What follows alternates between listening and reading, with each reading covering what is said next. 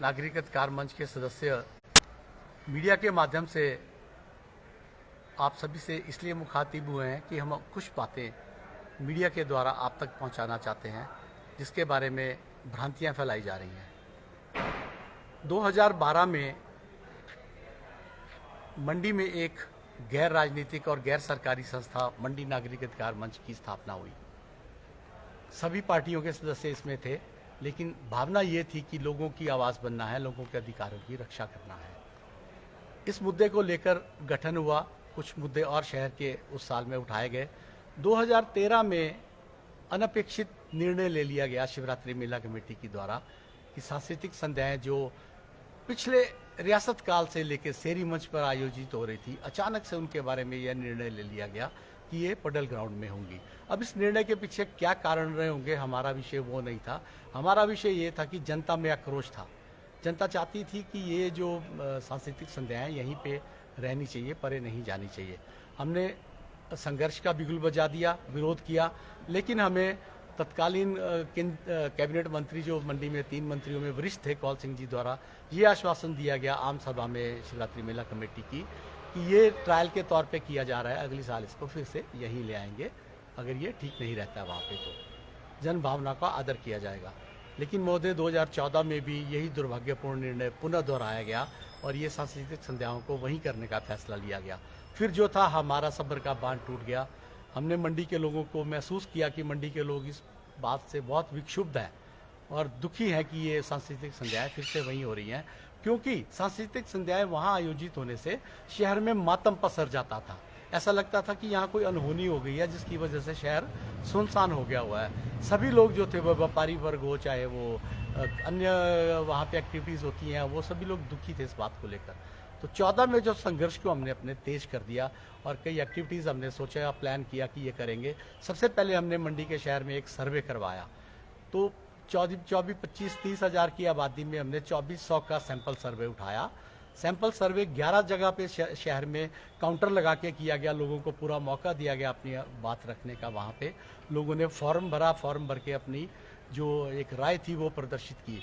जब कैलकुलेशन की गई, एवरेज निकाली गई, तो आप हैरान हो जाएंगे, 83.5% लोगों ने अपनी राय शेरी मंच के पक्ष में दी थी।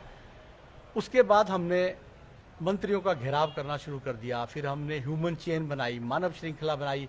मानव श्रृंखला लंबी बना के शहर में ये प्रदर्शन किया कि लोग चाहते हैं यहाँ पे हो ये कार्यक्रम। उसके बावजूद भी सब जन भावनाओं को दरकिनार करते हुए, हमारे प्रयासों को दरकिनार करते हुए ये मेला जो था फिर 2014 में वहीं आयोजित किया गया। सांस्कृतिक संध्याएं वहीं आयोजित की। फिर 2015 आ गया। 2015 में हमने फिर से अपना संघर्ष और ज़्यादा तेज किया और उस साल हमने मांग पत्र भरवाए लोगों के घर घर जाकर।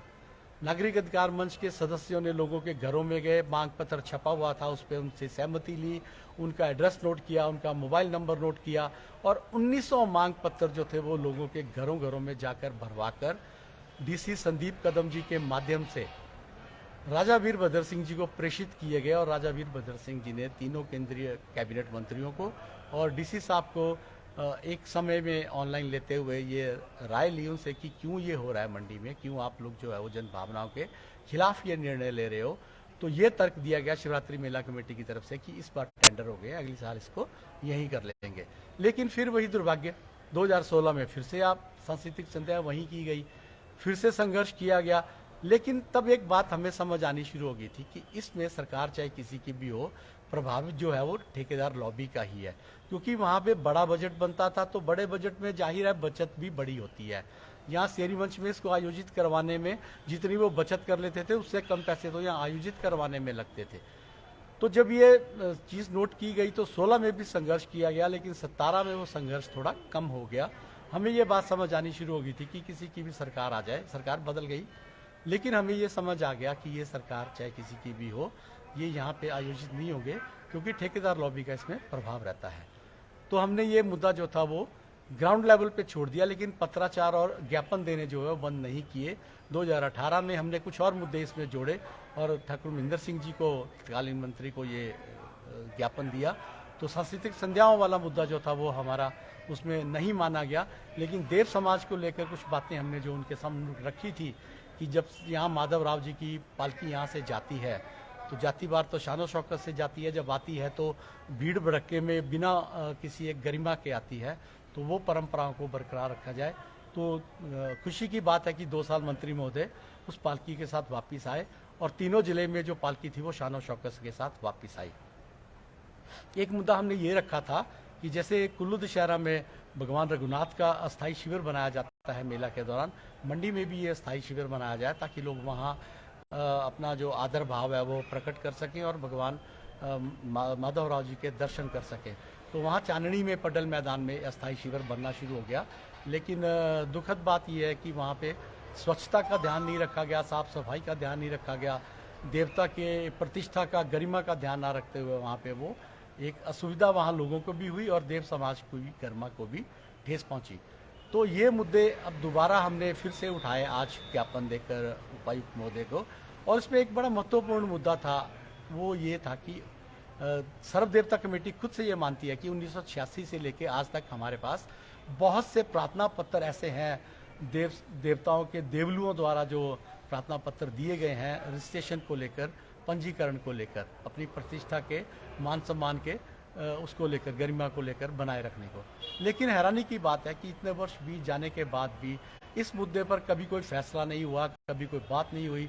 ऐसा नहीं है कि सर्व देवता कमेटी की बैठकें नहीं होती है, साल में 4 बार बैठकें होती हैं इनकी, लेकिन कभी भी मीडिया में ये बात को नहीं बताया गया कि उन एप्लीकेशनों का क्या हुआ, उन प्रार्थना पत्रों का क्या हुआ। अगर आपने उनको नहीं पंजीकरण देना है तो बताया जाए कि क्या वजह है उसकी। तो हमें ये और इस वजह से ये जो पंजीकृत और नॉन पंजीकृत देवता हैं, इनकी वजह से हर साल कई तरह के विवाद जो है वो शिवरात्रि मेला के दौरान देखने को मिलते हैं।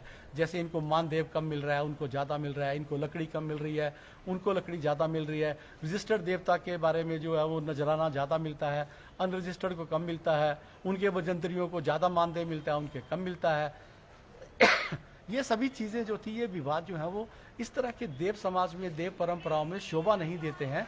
तो हमारा प्रयास ये रहा, हमने इस बार उपायुक्त महोदय को ये जरूर कहा है कि इसका किसी न किसी इसको अंजाम तक पहुंचाया जाए।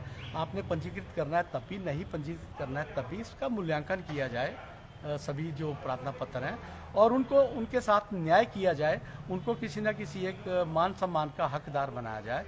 और इसके बाद हमने धन्यवाद किया है उपायुक्त महोदय का, जो कि अध्यक्ष हैं शिवरात्रि मेला कमेटी के, और उपायुक्त महोदय के माध्यम से मंडी से जीते हुए कांग्रेस के विधायक धर्मपुर के चंद्रशेखर जी का, और चंद्रशेखर जी के साथ साथ राज्य सरकार के मुखिया हमारे मुख्यमंत्री सुखविंदर सिंह सुक्खू जी का, कि कहीं ना कहीं उन्होंने जन भावनाओं की कदर करते हुए मंडी के लोगों की ये चिरलंबित मांग जो थी और जायज़ मांग थी, उसको जायज़ ही ठहराते हुए और नागरिक अधिकार मंच के संघर्ष को फलीभूत करते हुए उसको किसी एक अंजाम पे और उसको एक रिस्पेक्ट देते हुए जो था वो मेले में सांस्कृतिक संध्याएं जो है वो यहाँ आयोजित करने का जो निर्णय लिया है, उसके लिए हमने उनका आभार प्रकट किया है, धन्यवाद प्रकट किया है, और ये आशा की है कि अब ये सांस्कृतिक संध्याएं निर्विघ्न यहीं हर वर्ष जो है वो ऐतिहासिक शहरी मंच पर आयोजित होती रहेंगी।